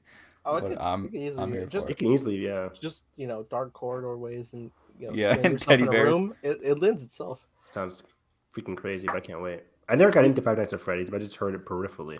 Please play some found footage aspect of like the security cams, please. Oh, that'd be really they cool. have to. There's no doubt. For sure. Oh boy. How did we go to Carson, I don't know. Carson, we got 20 more questions for you. First off. But no, any final thoughts before you peace out as an official host of the I love how your webcam went blurry during that. Giving me the spotlight. Thank you so much, Nathan. I get so flustered, But yeah, overall, guys, this has just been a blast and a half doing this for over 260 episodes-ish. Whatever it is. We don't know. 245 if we're going off of my approximation. Metrics of whatever, of being there or not being there. However, yeah, I may be on to the next thing or doing whatever, but I'll still always have this part of the journey and these friendships with you guys. And yeah, of course, obviously got to stay tuned to everything that we're doing. And of course, we still got some other stuff cooking, Time Blazer, fun stuff. So, you'll see me from time to time and things you'll recognize and maybe other things. I don't know. But yeah, this is just... Gosh, I feel like I'm giving an Oscars speech and I don't know what to say. I was like, I'll pull out the notes app. Thank you, Mom. Thank you. Honestly, thank you, Kelly, for putting up with episodes. For allowing me out. Over 300 episodes. Shout out to my cats for annoying me and jumping up on the laptop when we're trying to stream or watch something, or pausing my PlayStation controller when we're trying to watch Paranormal Activity. Love it. But yeah, this is... Yeah, that's all I got, Nathan. Great. I don't care. And Kelly on cue. Find me at Harris EV9. Still kicking it. We did our Time Blazer stuff recently. What's up, Kelly? We did our Time Blazer stuff recently. What was that, Saturday? So go back and watch for some Time Blazer Season 1 updates. More information coming out, of course, later this year as well. But yeah, we'll be doing more Hyperspace hype this week with a double episode. Last of Us was fantastic yesterday, and there'll be another episode on Friday, so we'll be reviewing that kind of stuff as well in the past couple of weeks. And then we got commentaries coming up as well, so we're moving on, full steam ahead. Yeah. Moon is saying goodbye to the podcast. Bye, Moon. Classic. Aw. He looks so mad. Oh, man. Well, you find me at _TimeBlazer. You know what it's about. Maybe you don't. It's the show. Check the special that aired Saturday. Yeah, come on. The special? Yeah. The holiday special. Nathan's like, oh shit, now I gotta write a holiday special. Well, it's nice to get all the info out. And honestly, like Carson sending his big ol' chunk of message in the group chat, which I started, and I was like, oh no, like my heart started sinking, and then it started sinking in a different way because everything was fine. It was just like, oh no, the camaraderie. But yeah, follow me there for not that. Follow me for a show.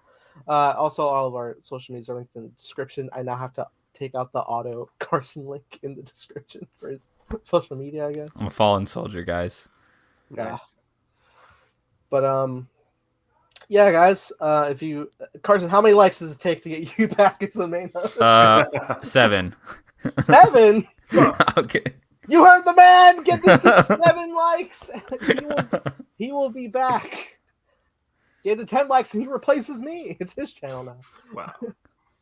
With that being said, if you guys enjoyed this, make sure you like, button, subscribe, and already ring the bell so you don't miss future episodes. If help wanted, I should put up on my background right now. Position open. Oh my god. Yeah, now taking applications. Well, maybe I can steal someone from You'll be vetted by me personally. Yes. For anyone looking to take my place. How dare you stand where I stood? How do you look us in the eye? We'll just get Kelly on the podcast. I have 260 episodes under my belt. What have you done? Did my streaming. 3 years of it. Good shit. Good shit. Catch you guys around. Catch Carson around sometime.